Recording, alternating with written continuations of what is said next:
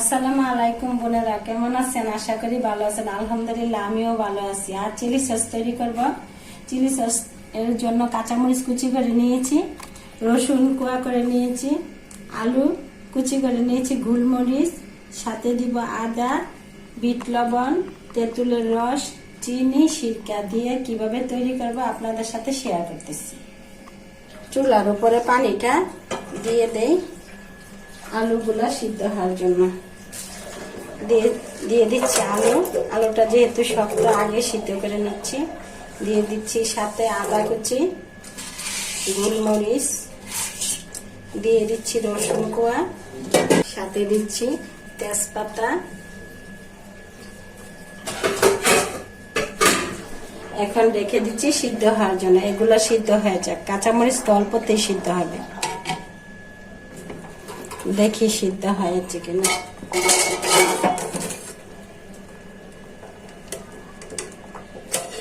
আলুটা সিদ্ধ হয়ে গেছে। এখন কাঁচামরিচ গুলো দিয়ে দিচ্ছি। কাঁচামরিচটা হালকা সিদ্ধ হয়ে যাক। আমি তো ফুড কালার দিব না, শুধু কাঁচামরিচের কালার দিয়ে আমি ঘরোয়া ভাবে তৈরি করব। বেশি সিদ্ধ করবো না, একটু ডেকে দিই। সিদ্ধ হয়েছে কিনা? হ্যাঁ, সুন্দর সিদ্ধ হয়ে গেছে। বেশি সিদ্ধ করবো না, তাহলে কালারটা নষ্ট হয়ে যাবে। এখন ঠান্ডা করে ব্লেন্ডার করে নিব। এটা তো সিদ্ধ করে নিচ্ছি, এখন একটু ঠান্ডা করে ব্লেন্ডার করে নিব।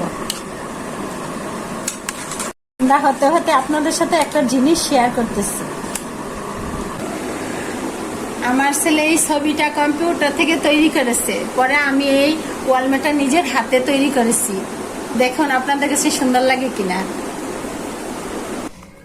সিদ্ধ করে ঠান্ডা করে নিয়েছি, এখন ব্লেন্ডার দিয়ে দিচ্ছি।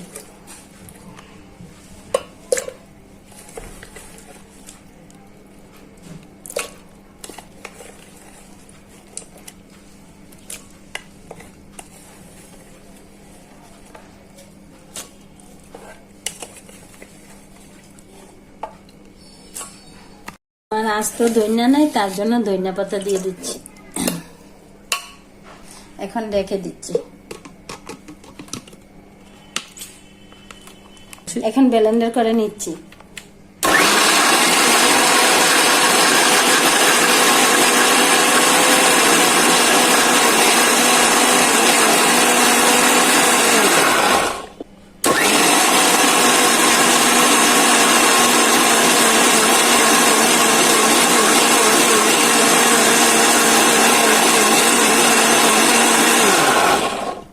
এটা হয়েছে কিনা? হ্যাঁ, কি সুন্দর কালারটা হয়েছে।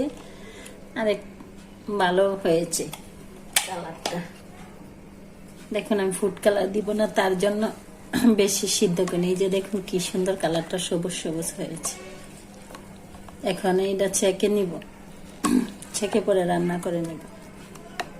এখন ভালো করে ছেঁকে নিচ্ছি। না ছাকলে হয়তো, যেহেতু ঘরে খাবো, তারপর ছাইকা নিলে একটু সুন্দর হয়।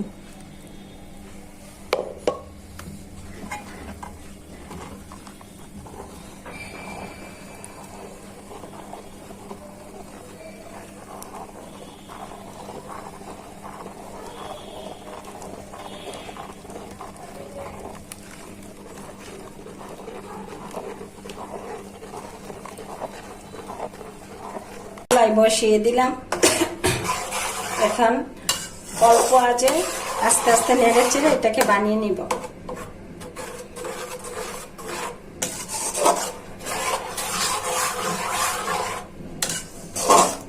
ফুটে গেলে পরে অন্য উপকরণগুলো দিয়ে দিব সাথে। দেখুন কালারটা কি সুন্দর হয়েছে। আমরা অতি সহজে ঘরে থাকা উপকরণ দিয়ে, এবং কাঁচামরিচ এখানে সস্তা আছে, ভালো করে ফলো করবেন আমার ভিডিওটা, আপনারা অতি সহজেই বানাতে পারবেন চিলি সস। আমার ছেলেরা অনেক পছন্দ করে চিলি সস, টমেটো সস। আমি টমেটো সসও বানাই, চিলি সসও বানাই। তারপরে স্বাদ মতো লবণ দিয়ে দিচ্ছি। লবণ ছাড়া কোনো কিছুই ভালো লাগে না।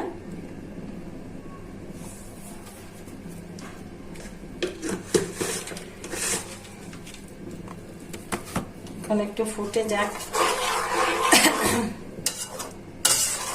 আস্তে আস্তে নেড়ে চেড়ে নিতে হবে অনবরত। এটা মুখরোচক খাবার, সিঙ্গারা, পুরি, পয়া, তারপর নুডলস, পরোটা সব কিছু দিয়ে এই চিলি সসটা খাওয়া যায়।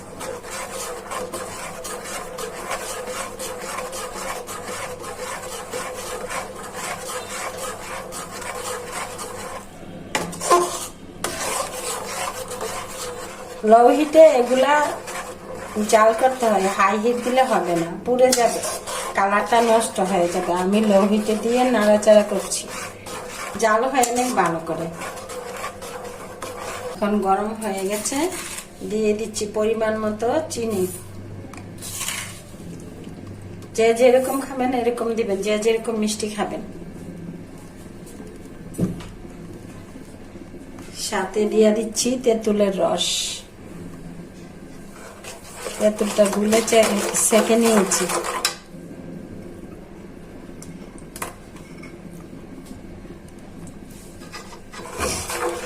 ঘন হওয়ার আগ পর্যন্ত জাল করতে হবে। চুলার আঁচটা কমিয়ে রেখেছি, আস্তে আস্তে করতে হবে, জাল করতে হবে।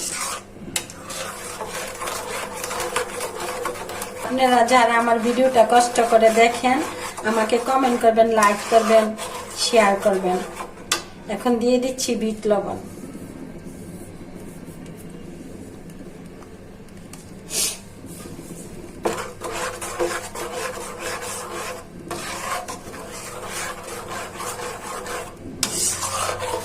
আস্তে আস্তে আটালো হওয়া পর্যন্ত জাল দিতে হবে। ঘনত্বটা আসার জন্য কর্নফ্লাওয়ার দিয়ে দিচ্ছি, আর 2 চামচের মতো দিচ্ছি, আর সাথে সিরকাটা দিচ্ছি। অনেক দিন থাকবে। আর আপনারা এটা তৈরি করে সিরকা দিয়ে গুলে দিচ্ছি কর্নফ্লাওয়ারটা, আপনাদের পরিমাণ মতো আপনারা দিবেন। আর সিরকাটা দিলে ভালো থাকে অনেক দিন। আর প্লাস্টিকের কৌটাতে আপনারা রাখবেন না, চিলি সসটা রাখবেন কাচের বয়ম বা কাচের বোতলে। ঘনত্বটা আসার জন্য সিরকা আর কর্নফ্লাওয়ারটা দিয়ে দিচ্ছি। আর সিরকাটা দিলে অনেকদিন সংরক্ষণ করে রাখা যায়।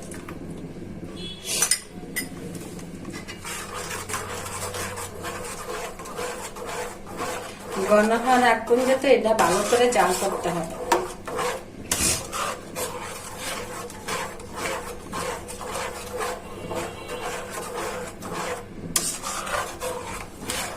অনবরত নাড়াচাড়া রাখতে হবে, না হলে লেগে যাবে।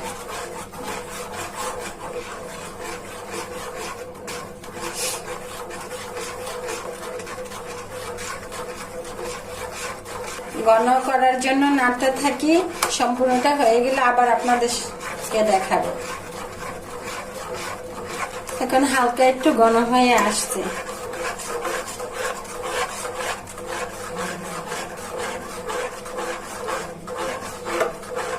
খেতে যেমন স্বাদ, করতেও কষ্ট আছে রে বলবে।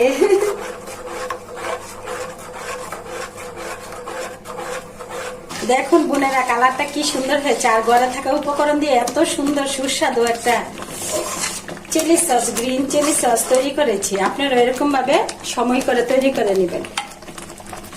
এই যে দেখুন, যদি দেখেন যে এরকম ভাবে আস্তে আস্তে আসতেছে, তখন বুঝবেন পারফেক্ট মতো হয়ে গেছে। আর ঠান্ডা হলে আরো গাঢ় হয়ে যাবে।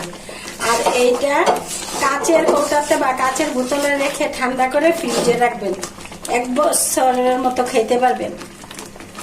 ও মাশাআল্লাহ, অনেক টেস্ট হয়েছে। আর বোনেরা, আপনারাও আমার ভিডিওটা না টেনে সম্পূর্ণটা দেখবেন, দেখে নিজেরাও তৈরি করে ঘরে খেতে পারবেন। আজকে পুরি বা সিঙ্গারা কোনো কিছু নাই, কোনো কিছু বানিয়ে খেয়ে আপনাদেরকে দেখাতে পারলাম না, কিন্তু অন্য কোনো দিন আবার দেখাবো অন্য ভিডিওতে। ভালো থাকবেন, সুস্থ থাকবেন, আমার ভিডিওগুলো বেশি বেশি দেখবেন, লাইক করবেন, কমেন্ট করবেন, সাবস্ক্রাইব করে আমাকে উৎসাহিত করবেন। আল্লাহ হাফেজ।